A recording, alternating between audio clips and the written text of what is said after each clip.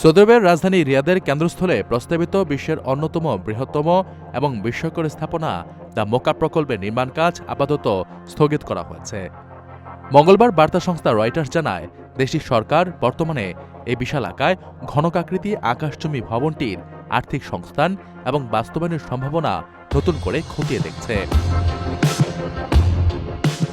Saudi আরবের সার্বভৌম সম্পদ তহবিল এখন বাস্তব বা অতি বিলাসী প্রজেক্টের বদলে এমন সব খাতে বিনিয়োগ করতে চাইছে যা থেকে দ্রুত মুনাফার্জন সম্ভব।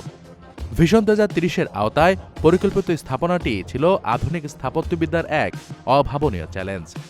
400 মিটার দৈর্ঘ্য, প্রস্থ, উচ্চতার এই দানবীয় ঘনকটি আয়তনে 20টি এম্পায়ার স্টেট বিল্ডিংয়ের সমান হওয়ার কথা ছিল। এর ভেতরে একটি এআই চালিত বিশাল গম্বুজ এবং সর্পিলাকার টাওয়ার তৈরির পরিকল্পনা ছিল, যা দর্শনার্থীদের সম্পূর্ণ ভিন্ন জগতের অভিজ্ঞতা দিত। তবে বর্তমান পরিস্থিতির বিচারে মাটি খনন ও প্রাথমিক ভিত্তি স্থাপনের কাজ শেষ হওয়ার পর প্রকল্পের বাকি সব কার্যক্রম বন্ধ রাখা হয়েছে। মূলত বিশ্ববাজারে তেলের দাম কম থাকা এবং বিশাল অঙ্কের আর্থিক চাপের কারণেই সৌদি প্রশাসন এই পথে হাঁটছে।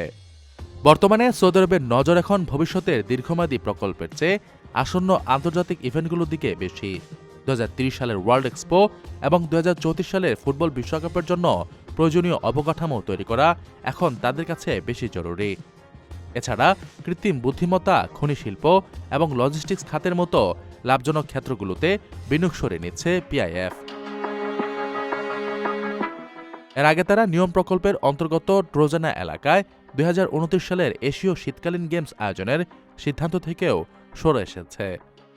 উল্লেখ্য যে মোকাব্বা এই কিউবাকৃতির ভবনটির নকশা যখন প্রথম প্রকাশিত হয় তখন এর গঠনশৈলীর সাথে পবিত্র কাবার সাদৃশ্য নিয়ে সামাজিক যোগাযোগ মাধ্যমে তীব্র বিতর্ক তৈরি হয়েছিল।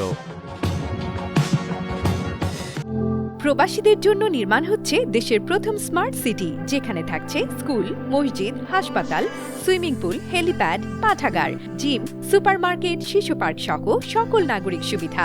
মাত্র 30 লাখ টাকা বিনিয়োগে মিলছে আকর্ষণীয় ফ্ল্যাট।